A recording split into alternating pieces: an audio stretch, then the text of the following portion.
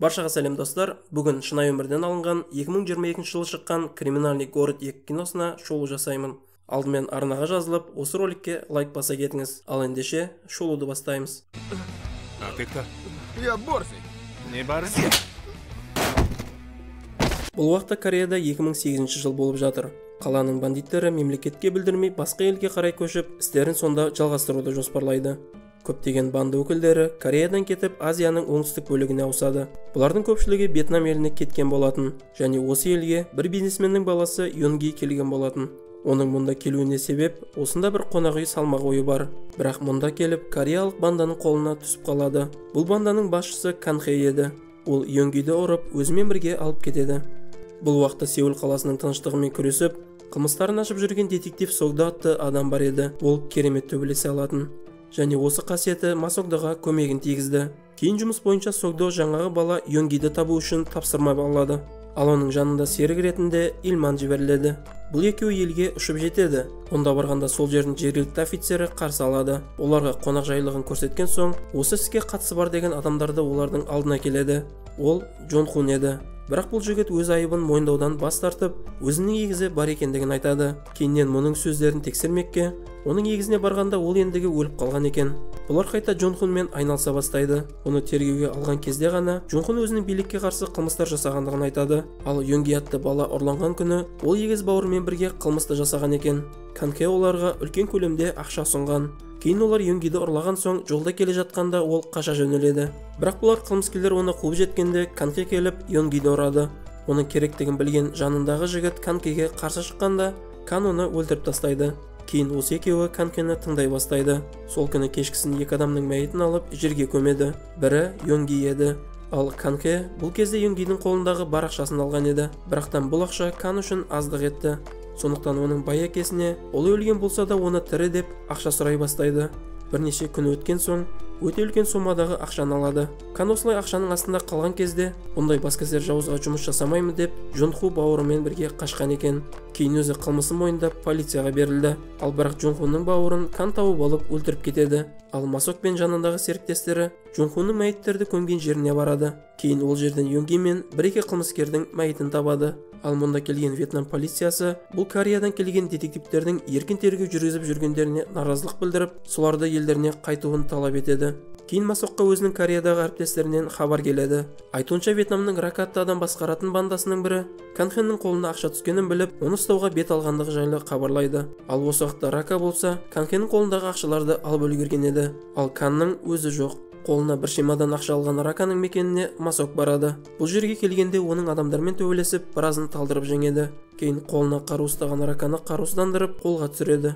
Кейіннен Ракадан Канның орналасқан орны жайлы мәлімет алып, өздері жолға шығады. Жолға келе жатқанда Масокқа хабар түседі. Кандағы ақшаны алуға онымен шайқасқан Раканың бандасын Чхынпек бизнесмен жалдаған екен. Чхынпек ол Йонгидің әкесі. Ал негізінен бұл кісінің арты таза емес екен. Ол өзінің бизнесін заңға қайшы жолмен жүргізіп, бандамен де байланысы бар болып шығады.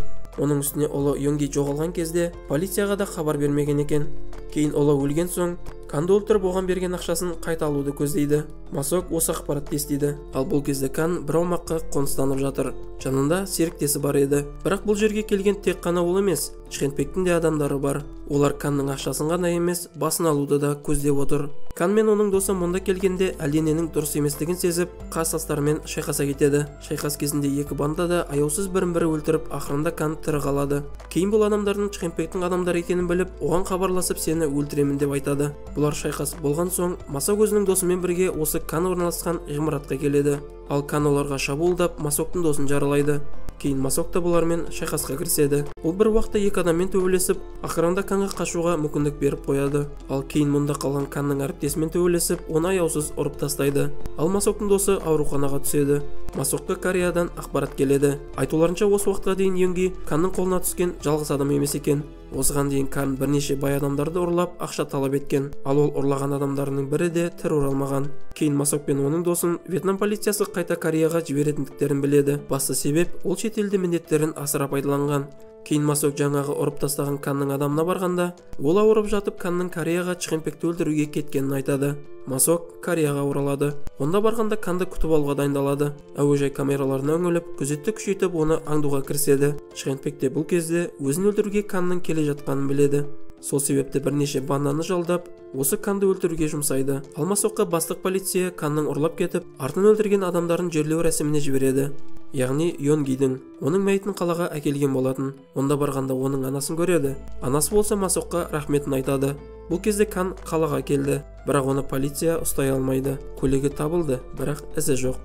Ол өзіне 2 бандит жігітті жалдайды. Оның түрі Чхенпекке таныс емес болғандықтан, осы екеуін тапсырмаға жұмсамақ болды. Чхенпек лифтте болғанда, екеуі де осы жерге келіп, бірінші Чхенпектің дәу охранасын өлтіріп, кейін оны қолға түсіреді. Осы кезде ғимараттың көлік тұрағына да атыс болды. Қала полициясы да бұл жайлы білді. Ал Кан болса Чхенпекті қолға түсіргендігін айтып, оның әйелінен күйеуінің өтеуі ретінде $2 миллион ақша сұрайды. Канмен байланысып сөйлескен соң, әйелі оның шарттарына көндіп, ақшаны әкелетіндігін айтады.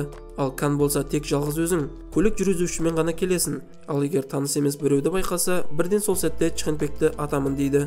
Масок болса осы себепті басқа көлікпен баруды шешеді. Ал Кан ақшаны алған соң, елден кету жолдарын қарастыруда. Ол ішкипер атты адаммен келісіп, кеме арқылы Қытайға баруды жоспарлайды. Келесім күні әйелі мен жүргізуші ақшаны алып жолға шығады. Ал оларды Канның 2 адамы аңдып жүреді. Осы 2 бандиттің артынан Масоктың адамдары ереді. Донгюн атты қала детективі болса, Канның орналасқан жерін іздеп жүр.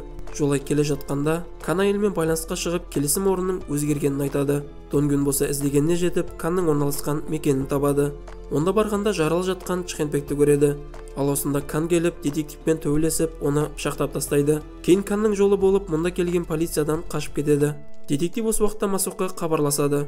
Ал Масок Чхенпектің қауіпсіз жерде екендігін білген соң, Канның жалдаған 2 бандитіне оның жеңілгендігін айтады. Сондықтан берілуін талап етеді. Ал бұл екеуі Чхенпектің әйелі отырған көлікке жетіп, оның қолындағы ақшаны алуды көздейді.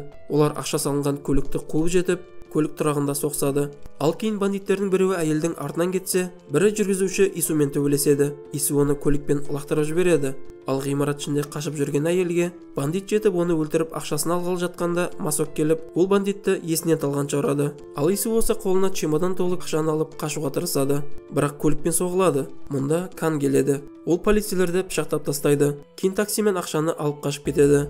Кан кейіннен шкипер арқылы Исуды тауып онымен кездеседі. Ол қанша дегенмен бандит болғандықтан Исудан ақшаны тартып алады. Өзінің бүкіл қалада ізделіп жатқандығын білген ол, автобуста жасырынып шекарадан өтуді жоспарлайды. Бірақ полиция автобусты қоршауға алып, ішке Масок кіреді. Барлық жолаушыны сыртқа шығарып, іште Канмен жалғыз қалған соң, Кан оған ақшаның жартысын ұсынады. Бірақ Масок келіспейді, және екеуі төбелеседі. Кан Масокты қарумен 2 жерден жаралайды. Бірақ Масок берілмей, ақырында Канды автобустан теуіп сыртқа шығарады. Одан соң бір соққымен оның басын автобус әйнегіне кигізіп жібереді. Кан осылай қолға түсті. Ал Ису болса Масоктың адам екен. Ол бастапқыда Исуды әдейі осылай жасауды тапсырып, ақшаны Канға ұстатып кетсін деген екен. Осылай Канға ақшаны беру арқылы, оны жасырынған жерінен шығарып, қолға түсіруді жоспарлаған. Нәтижесінде Кан осы уақытқа дейін ұрлап өлтірген 11 адам үшін түрмеге түсті. Осымен киноның соңы. Бұл киноға мен 10-9 деген балл беремін. Ал сіз киноға және де шолуға 10-нан қанша балл бересіз? Осы жайлы комментарийға жаза кетіңіз. Келесі кездескенше.